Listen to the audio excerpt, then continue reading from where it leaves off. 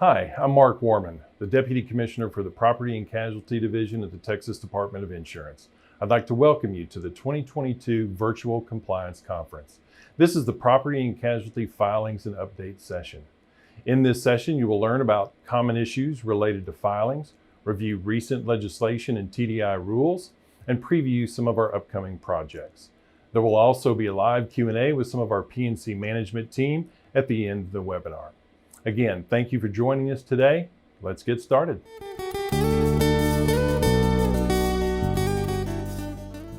Welcome to the 2022 TDI Virtual Compliance Conference. Today we'll be talking about property and casualty filings and providing an update. My name is John Mooney, a manager in the Property and Casualty Lines office at TDI. Also joining me today is Nicole Elliott, Assistant Director in the Property and Casualty Actuary Department, and Melissa Herman, who's a manager in the Property and Casualty Lines office. Today we will be talking about what we do at the Property and Casualty office at TDI. We'll also be talking about filing basics, common filing issues, some filing tips and reminders, new laws and rules that are currently in progress, and we'll be giving you a coming soon to give you a preview of some rules and laws, and also some resources that are available when you make a filing in the Property and Casualty office.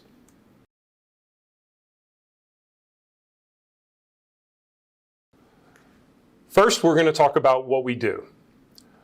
In the department, we regulate property and casualty insurance products that are sold in Texas.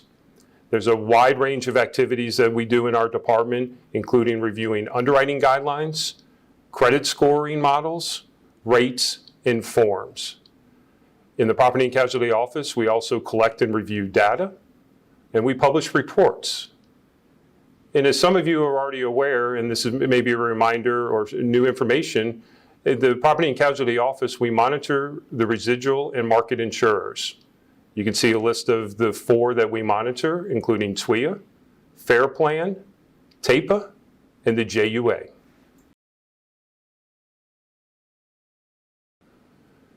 Here's the number of filings received. A note on this, the scale on the far right of the screen for individual forms and policies is a little off.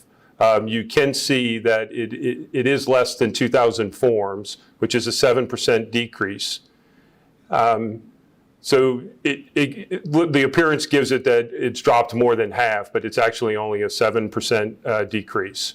And the one on the left is the rate and rule filings for fiscal year 2019, 2020, and 2021.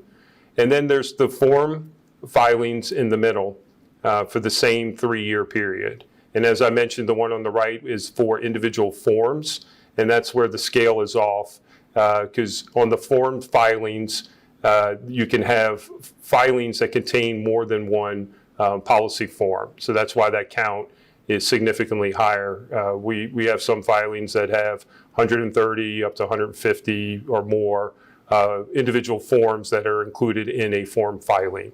So that's why you see a significant higher number on the form filings over the number of forms versus the number of filings versus the number of forms.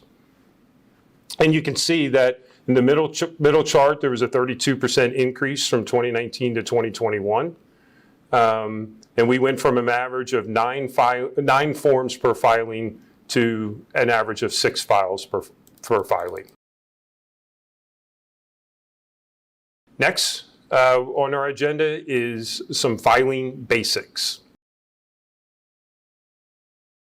In our department, we have 3 types of, we have prior approval, file and use and file. You can see under the prior approval are policy forms, endorsements, and certificates of insurance. Under file and use is rate rules filings and credit score models. And lastly, it's on the use and file is underwriting guidelines. There are some exceptions. Chapter 3502 of the Insurance Code has some exceptions for mortgage guarantee and mortgage guarantee pool. So I would recommend that for you to check out that section of the insurance code. And then also the Filings Made Easy guide. And you'll hear a lot of us at the department use FME for Filings Made Easy. We'll provide a link at the end to show you where the guide is located on our website.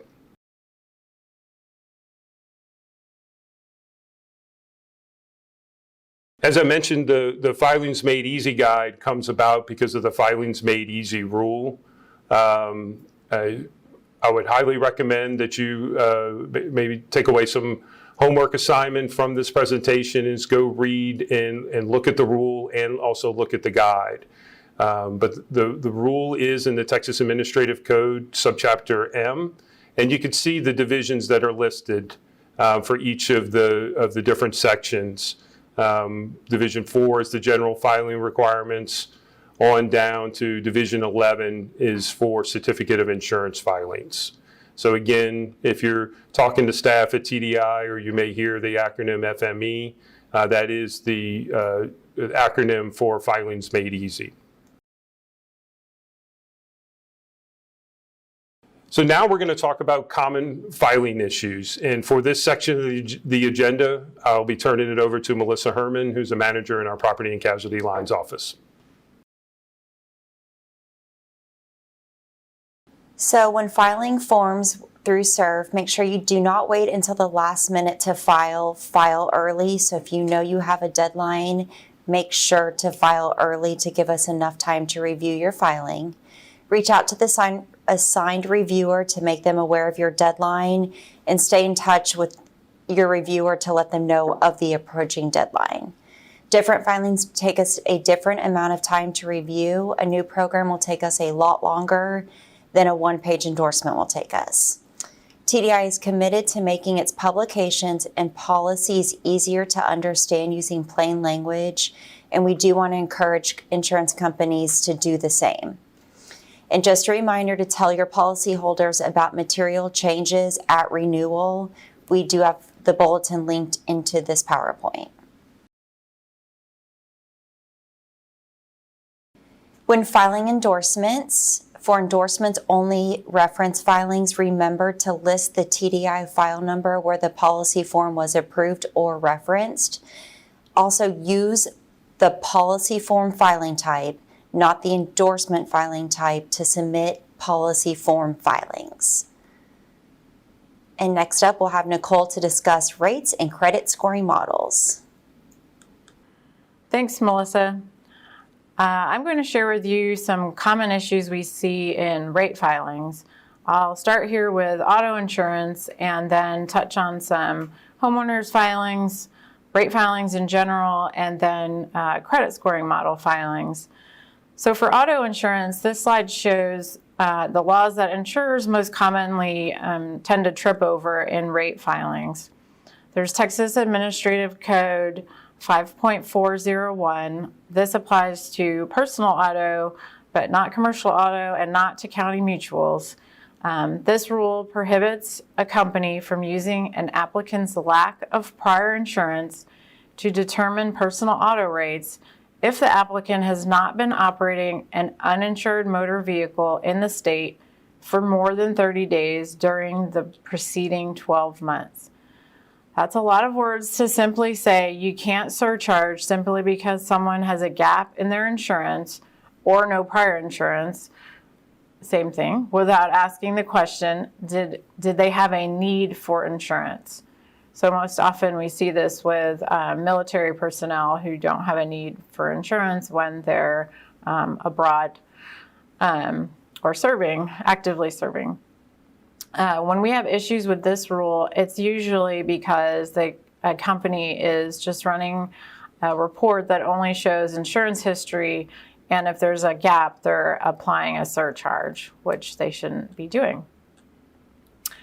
The second item is with regards to moving violations. This is part of Insurance Code 1953.051 little a. It applies to both commercial and personal auto, but also not to county mutuals. This statute prohibits a company from assigning a rate or premium consequence for moving violations. And this insurance code statute actually points to the list of moving violations mentioned in subtitle C, Title 7 of the Transportation Code. So we don't have a handy list of the moving violations, but you can find the list in that aforementioned Transportation Code. Basically, this is saying insurers cannot increase premiums for things like speeding tickets, driving around a school bus, and other moving violations. Also in this chapter, 1953, is .051 little b, and this says that insurers are prohibited from assigning a rate or premium consequence for consumer inquiries and for claims that aren't paid or payable. Examples of those type of claims could be a claim that is less than the deductible amount, or another party has paid the claim. This law applies to personal auto only, not commercial auto, and actually includes county mutuals. Next, I'll move on to homeowners filings. The area where we encounter the most problems in homeowners filings is where insurers are charging more for claims that the law says you can't charge for.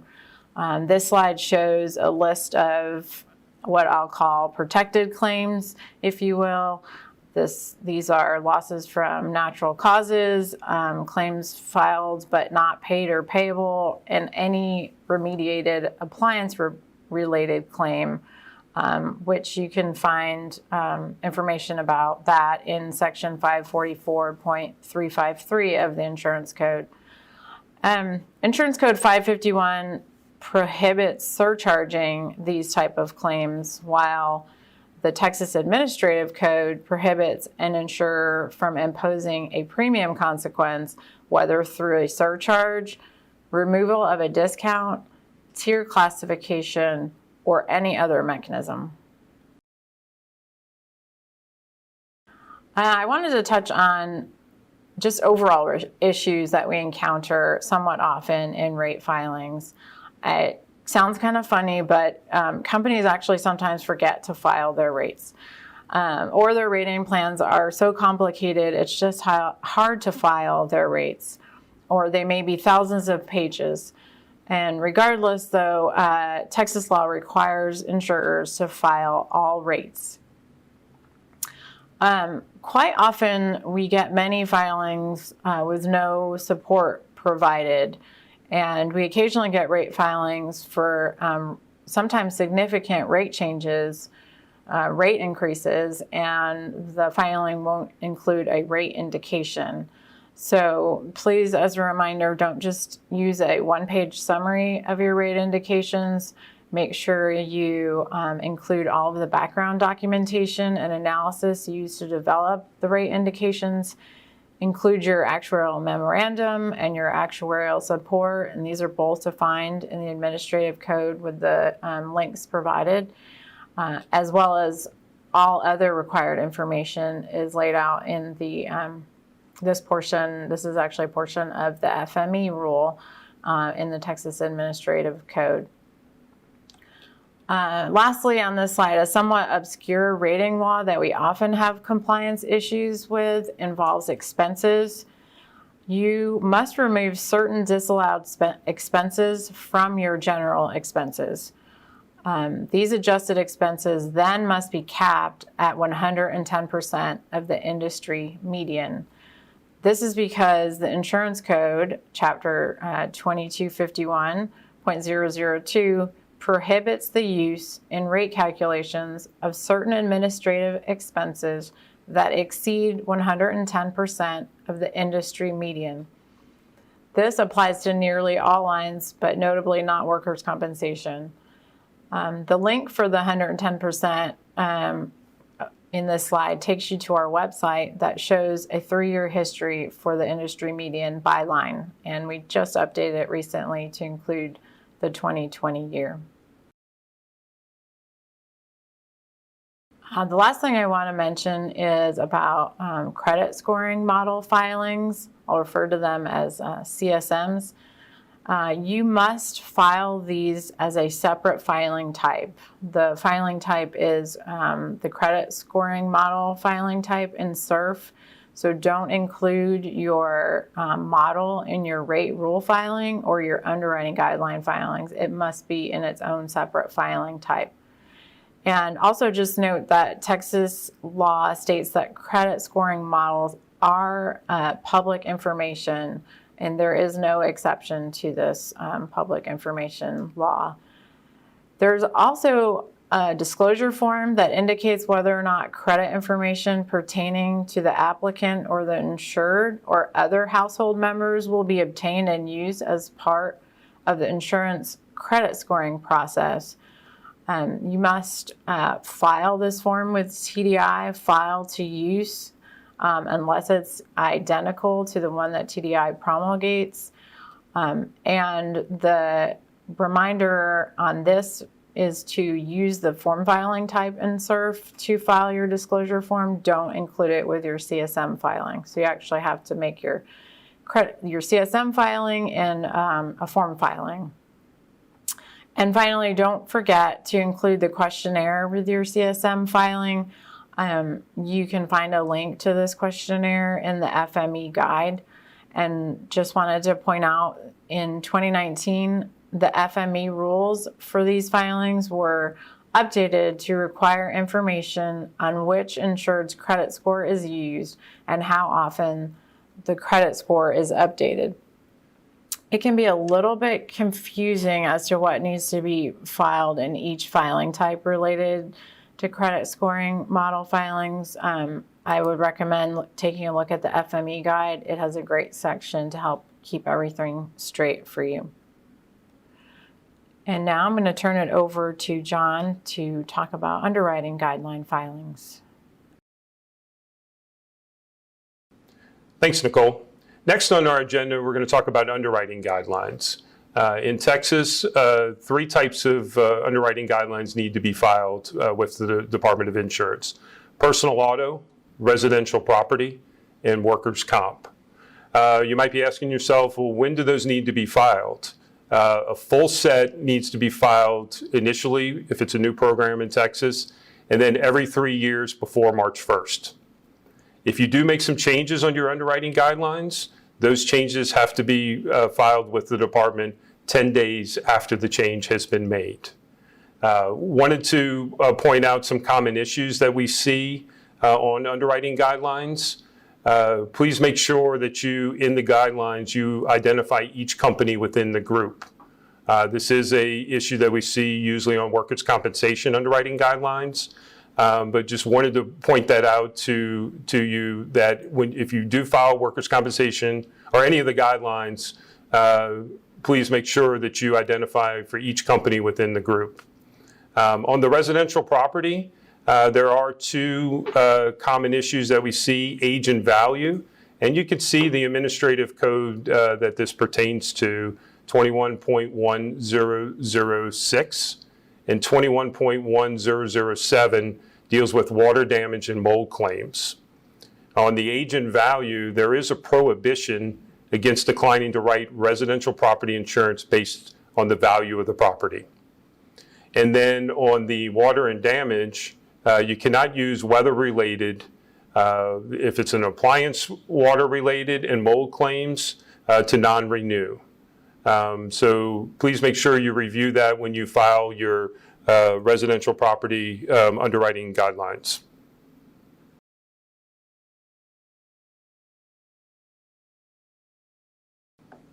Next on our agenda is the filing tips and reminders. When referencing previously approved forms, use the TDI file number. When you make a filing, there's maybe 2 or 3 different file numbers that are coming there. You'll see a SURF tracking number that has a lot of letters and is quite longer. And then there is a TDI file number that's assigned to the filing, and it typically starts with an S. So if you do, it's the shorter one of the filing numbers. So please use the TDI file number when you make a reference filing. Be careful when you clone a filing. Do not clone closed filings to submit new filings. The new filing will contain previously filed filings incorrect information. So really be careful when you do use a clone filing. Interline filings are only for certain lines of insurance.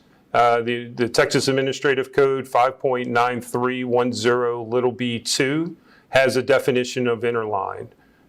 So we can add that to your homework assignment for today, in addition to reviewing the FME rule and the FME guide. Highly recommend that you take a look at the Texas Administrative Code that has a definition of interline filings.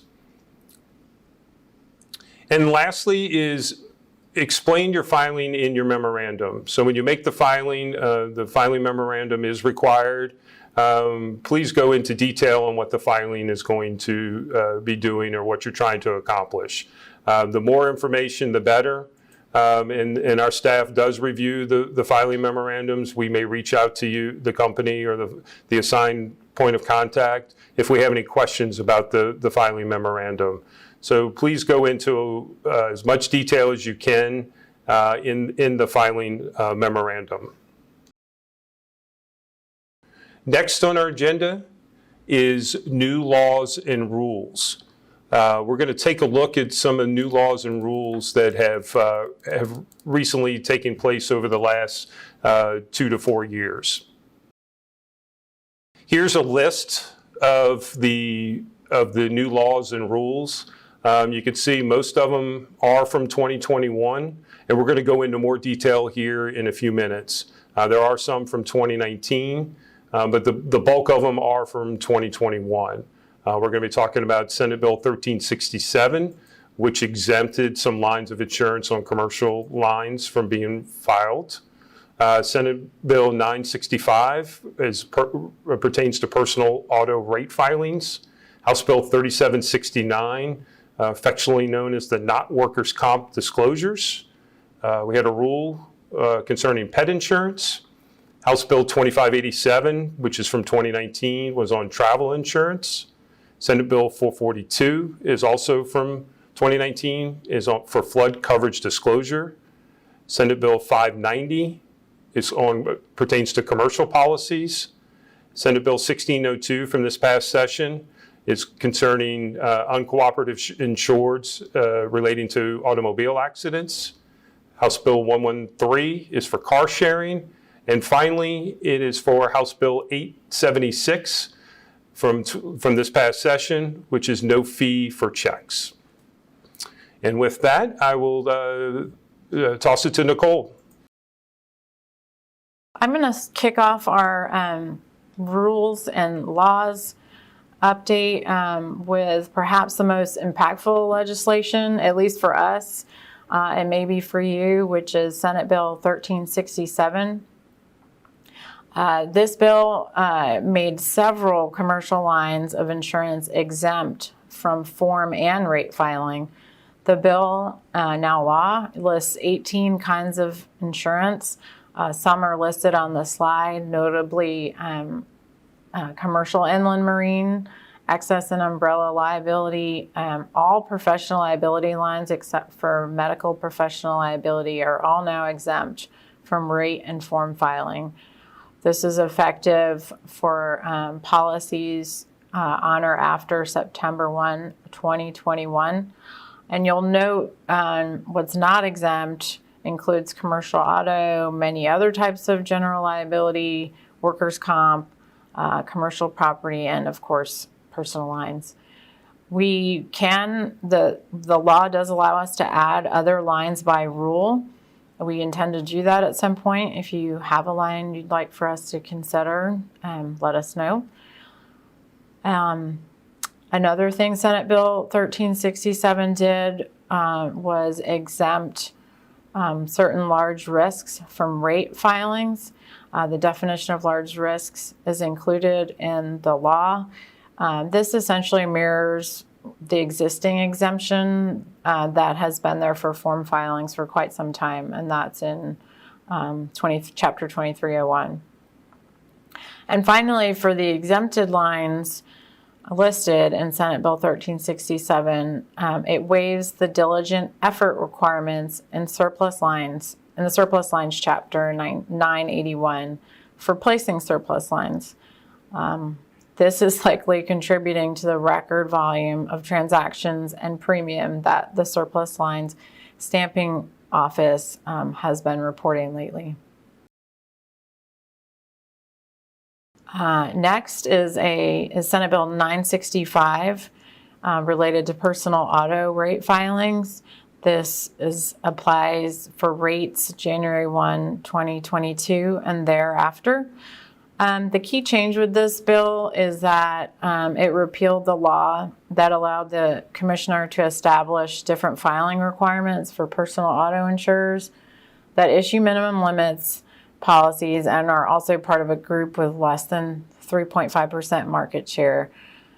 The key takeaway really is before the repeal, these auto insurers did not have to file actuarial support for their rate filings. And with the passage of the bill, these insurers now need to include their actuarial support in their rate filings. The repeals law is Texas Insurance Code 2251.1025. Essentially, this brought in roughly a few dozen insurers or MGAs for grandfathered county mutuals that now have to file actuarial support for their personal auto rates. As an aside, note that TDI actually had a biennial recommendation to also repeal the similar statute regarding residential property, but that statute ended up being amended but not repealed. And there are only about a handful of residential property insurers that qualify for those reduced filing requirements. Here is the bill that John mentioned we affectionately refer to as the Not Workers' Comp Bill. The history on this is that back in 1992, we adopted Texas Administrative Code 5.6302, and that required non-workers' compensation policies that could be misperceived as being workers' compensation policies to contain disclosure language to alert policyholders that it was not, in fact, a workers' comp policy. The industry had been wanting this rule updated for a while for a number of reasons. It was vague on what policies it applied to. The language was out of date. The market and products had evolved since the rule was written. Also, the rule was in the workers' comp part of the administrative code, which was a problem since the rule applied to policies that were not workers' comp. And it also applied to life and health products that normally would not look at this part of the code. So along came this bill, House Bill 3769, which added Chapter 564 to the insurance code. Our administrative code rule was no longer needed because it's now superseded or addressed by this new chapter, so it was repealed. And Chapter 564, of course, kind of fixes what had been needed updating in our administrative rule. So it better define which policies the disclosure should apply to, outline specific policies it does not apply to, require certain disclosures in the policy and in advertising or marketing, and is in a better part of the code so that non-workers' comp companies know about it. This applies to policies written January 1, 2022 and thereafter. And now I'll turn it over to Melissa to tell you about some more new laws and rules. So pet insurance filings. Pet insurance policies are a non-filed class of inland marine policies. This rule was adopted and effective in April 2021. Previously, pet insurance policies were only sold as individual policies, but now they can be sold as individuals or group policies. It also gives a very simple definition of pet insurance, which is covering veterinarian expenses for pet illness or injuries. House Bill 2587 lays out much of the regulatory framework for travel insurance. Travel insurance rates and forms must be filed. Travel insurance typically will be filed under an inland marine line of insurance. Alternatively, you can choose to file it under an accident and health line of insurance if it provides coverage for sickness, accident, disability, or death occurring during travel.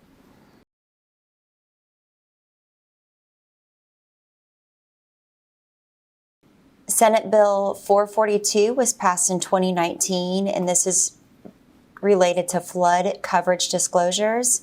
It requires insurance companies to provide the disclosure in the policy documents provided at issuance and renewal when the policy does not cover flooding. The bill applies to residential and commercial property insurance, as well as commercial multi-peril policies.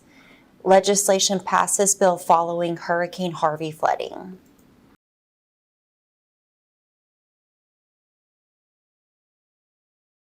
Senate Bill 590 was passed in 2019, and this is related to commercial property. Commercial property policies now have the same cancellation and non-renewal requirements as most other commercial policies.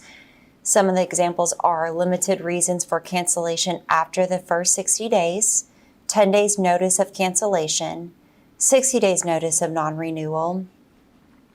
Senate Bill 590 also talks about notice of material change.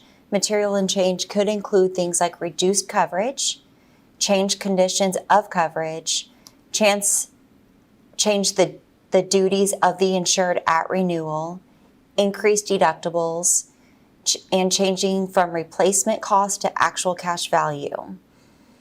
Please review the material change bulletin, which is also linked into this slide.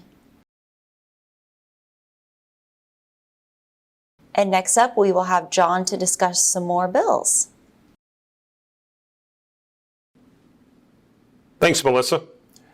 Now we're going to talk about Senate Bill 1602, which was passed this past legislative session. This pertains to uncooperative insureds with automobile accidents. The bill requires companies to non-renew private passenger automobile policy if insureds fail or refuse to cooperate. This is the insurance code 551.1053. Along the lines of the non-renewal requirement, companies are required to provide written notice to the named insured. And the written notice to the insured, to the named insured, has to specify the reasons or how the insured has failed to cooperate or refused to cooperate. The notice has to go into detail, and it has to give the insured the opportunity to cooperate after the notice has been sent. But this bill is currently in effect, and it does require companies to non-renew if the insured fails or refuses to cooperate. House Bill 113 from this past legislative session requires peer-to-peer car sharing programs to assume owner's liability. This is in the Business and Commerce Code, so it's 113.0001 to 113.0105. So please note, a lot of the laws that we deal with are in the Insurance Code, but as you can see, this is in the Business and Commerce Code. It does regulate peer-to-peer car sharing, including disclosures, operating requirements. It requires peer-to-peer car sharing programs to assume the owner's liability for bodily injury and property damage to third parties, or UIM, or PIP losses.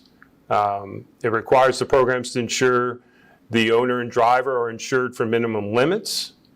Insurance can be held by any or all of the owner, driver, or the peer-to-peer car sharing program. And it allows auto insurers to exclude any coverage related to peer-to-peer car sharing programs. Nothing in this bill specifically requires peer-to-peer car sharing programs to carry insurance, and it is still unclear whether peer-to-peer programs can engage in unauthorized acts of insurance. Next on our list is House Bill 876. An insurer or agent may not charge a fee for issuing a payment via paper check. This slide was included more as an FYI. This is also in the, we talked about the peer-to-peer. This is also in the Business and Commerce Code. It's 116.002, and it applies not just to insurance companies. So you may not charge a fee for issuing payment via a paper check. Next on our agenda is rules in progress and a preview of coming soon. And with that, I will hand it back to Nicole. Okay, thanks, John. We're in the process of updating the FME rule. This rule, the FME, the filings made easy rule that we've referenced fairly often throughout this presentation. I think we tend to open up this rule and make changes more often than other rules. We just had an informal rule proposal that went out April 14th, and comments were due May 12th. If you provided comments on this informal draft, thank you for doing so. If you didn't, you'll get another chance at it when our formal rule proposal goes out, which hopefully will be later this summer. Just wanted to touch on a couple items that the informal proposal put out there for comment. And it incorporated statutory changes, of course, made by recently passed legislation that we just talked about, namely Senate Bills 367 and 965. But we also put in some other staff-initiated amendments as listed on this slide. So I encourage you to take a look at the informal draft, and I'll just touch on each of these items briefly. With regard to scanning, we're using software now to sort of data mine text and policy provisions, so having searchable text is needed. With regard to advisory organizations, we just clarified some information about filing requirements for advisory orgs, such as no effective dates being needed or the form usage table, and what rating exhibits applied for these organizations. These next two bullets relate to endorsements for personal auto and residential property. They would be effective January 1, 2024, if adopted. They're intended to make it easier for consumers to understand their policies. It proposes that mandatory endorsement provisions must be incorporated into policy forms within 3 years, and also prohibits endorsements from having any language that is inapplicable to the policy it is attached to. The next bullet is about third-party data and models. The FME rules already allow for staff to request additional supporting information, which we generally always do in these filings. And requiring the information on third-party data and models in a rule eliminates the need to request it, which would hopefully expedite our review process. And finally, the rule proposal addresses some changes to underwriting guideline filings. It clarifies that an initial set is required. It removes the requirement that the underwriting guidelines be submitted as a full set every 3 years, and just requires that when changes are filed, that a red line of the changes as well as a revised full set is included with the filing. And lastly, I'd just like to sort of tee up that we are in the process of putting together an informal rule proposal for the inland marine rule. This is in Administrative Code 5.5001 to 5.5005. If you've ever read this rule, you know it's very dense. It's in need of some modernization plus some updating for laws passed, such as SB 1367, as we discussed. When I say it's dense, it's up to Part 5, letter QQ now. So that's close to, I think that's 43 sections in Part 5. The rule has largely been untouched for many years, although we did add pet insurance in April 2021, and that was the aforementioned section QQ. As I mentioned, this will be an informal rule proposal, and we will welcome any suggestions on how to organize it better. You are, of course, welcome to provide comments, but you will have to read it in order to do so. Lastly, to close this out, we just wanted to include a slide on resources so that you had some handy links. There's the Filing Made Easy rule and the guide that we've mentioned several times. We have some filing review checklists that are handy to use when you are making a filing. We also have a list of advisory organization filings, so that as a handy list for you to use for your reference filings. Also included is a link to the SURF filing access, which is different from regular SURF. This link is to filings for other states, where you can see filings that have been made in other states besides Texas, as well as Texas. And then finally, we have our catch-all property and casualty area webpage, where you can find links to many items you may be interested in.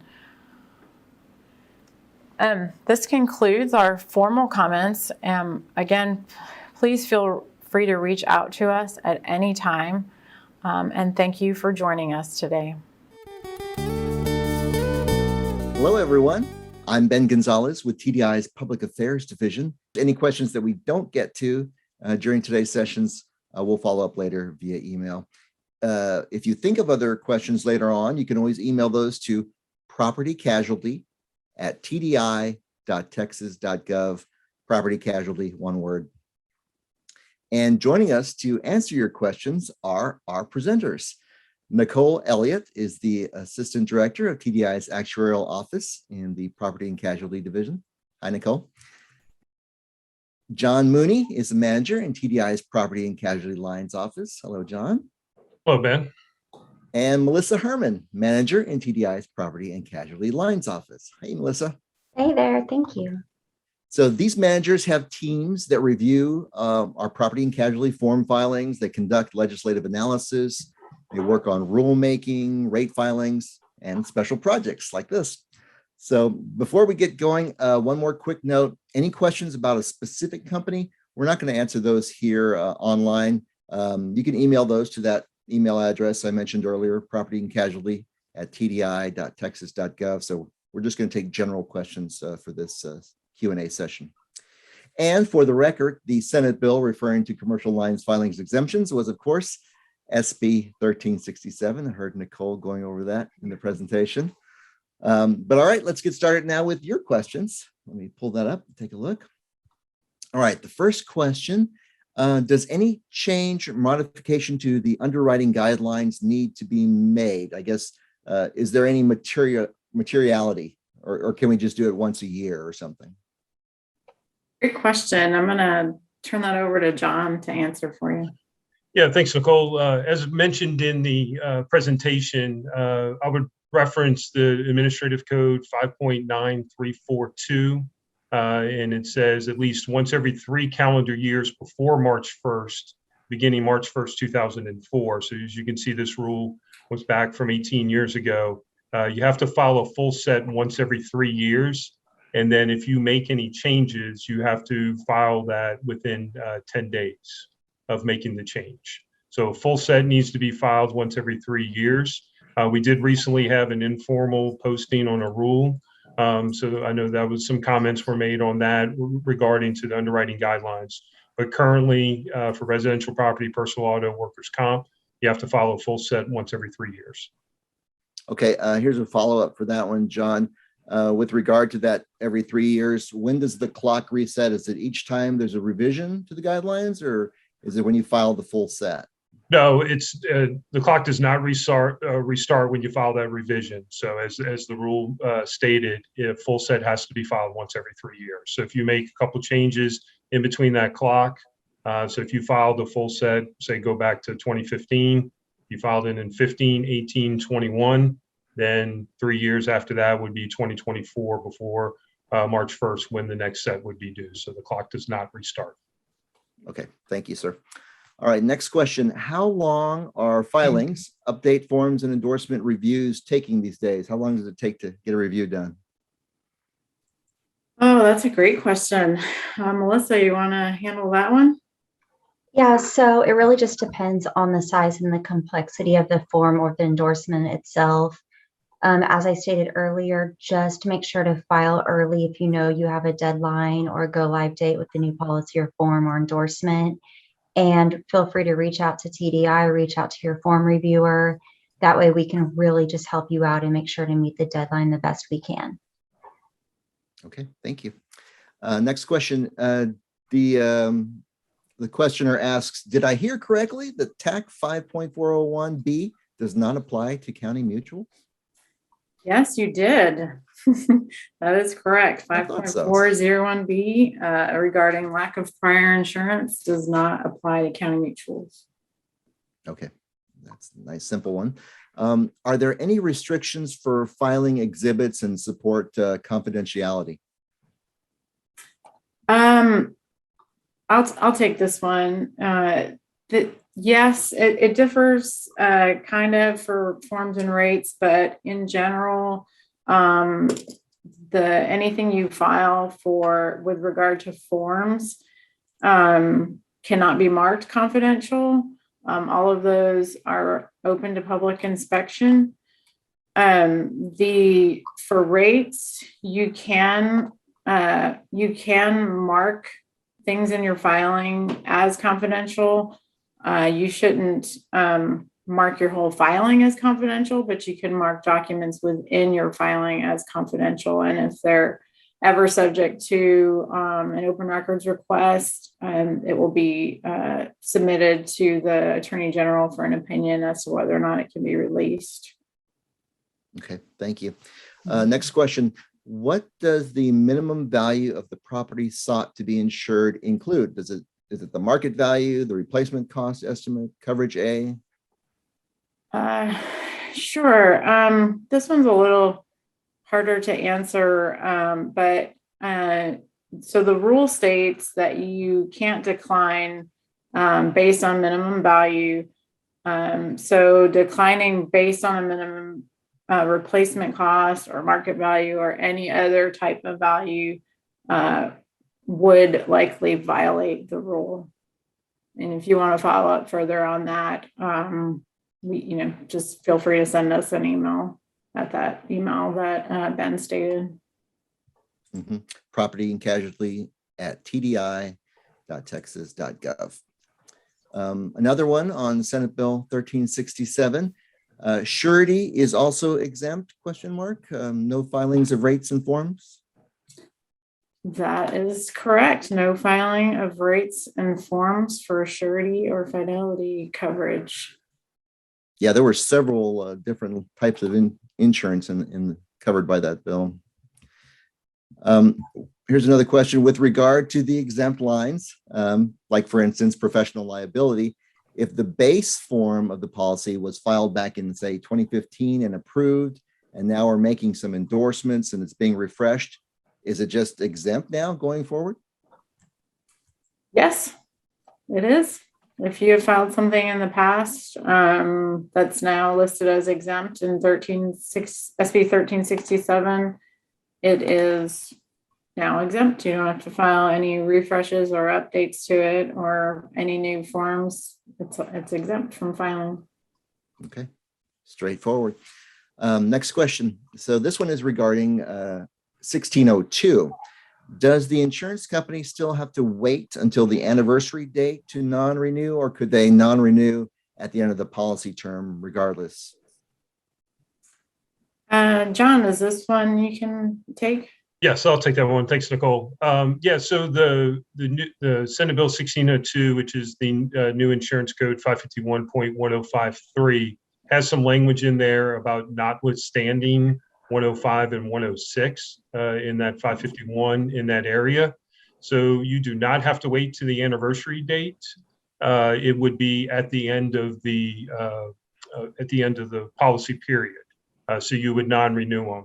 And then as was mentioned in the presentation, and the statute goes into more detail, it's for the insured that doesn't cooperate or refuses to cooperate. And then you have to send a notice to the named insured. So make sure that you're doing the differences there, because insureds are different from the named insureds on a personal auto policy. So the notice needs to go to a named insured, giving them a chance to cooperate and lay out the information that is needed from the policy holder, or if it's a permissive user, you have to give them an opportunity to cooperate. But then once that policy comes up for renewal, then you have to non-renew them if they continue after that notice is sent, that they continue not to cooperate or refuse to cooperate. All right, thanks, John. Here's another one. Is the new peer-to-peer law a change to the existing law, or is it a brand new for new industries? This is House Bill 113. How about John? You keep going. Keep going. Yeah, that's Legislative expert. that might be the easiest question of the day. So I'll take these all day. That's a new law. Simple as that. All right, here's one. The proposed filing rule change incorporate mandatory endorsements into policy forms within 3 years. Can you clarify the intent of that? Is the goal to eliminate all mandatory endorsements in favor of finding language that's directly in the base policy?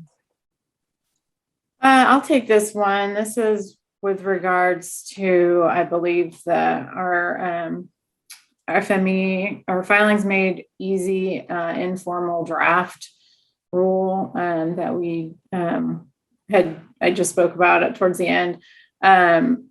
There is a proposal to incorporate all mandatory endorsements that are filed within a policy within 3 years. I'm not sure I would say that's the stated goal, but the intent in doing this was just to make make policies easier for consumers to understand, so that they're not, if there's a mandatory endorsement and it's been that way for several years, and it's easier to just put it in the policy for the policyholder so that they can see. It's not difficult to be flipping back and forth between those endorsements and what's in the policy to figure out what is, what's an exception, what's an exclusion, what's covered, et cetera, within the policy. Right, more efforts at plain language there. Yes. All right, one more question here regarding Senate Bill 590. What's the lead time for material changes to renewal again? Melissa, I think that one you can do. Maybe. So I believe it's not later than the 30th day before the earliest renewal date. But if you have more detail, maybe around that question, feel free to email us at the property and casualty mailbox. That way we can kind of find out exactly in more detail what is around the question, and we can respond from there with more detail. Let's see here. Can you please clarify the statement that Nicole made that the scope of 28 TAC 5.401 excludes county mutual insurers? So another one on that. The statement seems counter to the language in the adopted rule. Any thoughts? Not sure I could clarify that anymore. The 505.401B does not apply to county mutuals. That's the scope That's of as far that as it rule. goes. Mhm. Please, if you need further clarification, Send us a note. definitely, yes. Okay, here's another question. What happens if a file and use rate is disapproved after the effective date has already kicked in? File and use rate is disapproved. Oh, goodness. So that's a timing issue there.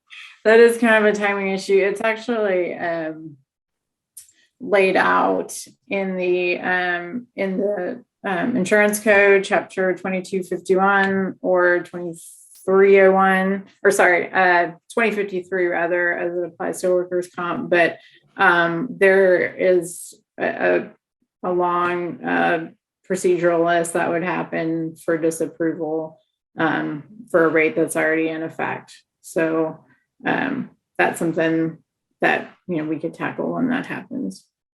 But yeah, I would say to see chapter 2251 for the procedures that would happen.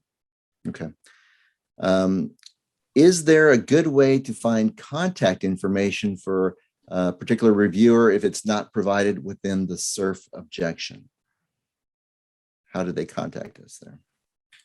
John, you want to take that one? Yeah, my understanding, and I can double check on this, and just if you want to email that question into the property casualty, my understanding is you can see who the assigned reviewer is in SURF Public Access, but that's my understanding. So I'll double check on that to make sure. But you should be able to see it on your end who the filing is assigned to. Okay. All right. Well, I'm afraid we're going to have to wrap it up there because we're out of time. It is 3 o'clock. So if we didn't get to your question, or you think of another question when you're reviewing this later on that you want addressed, please send it to the email that we mentioned, propertycasualty@tdi.texas.gov, and we'll try to get you an answer there. All right. That's it. So thanks for joining us. Have a great rest of your day, and we'll see you next time.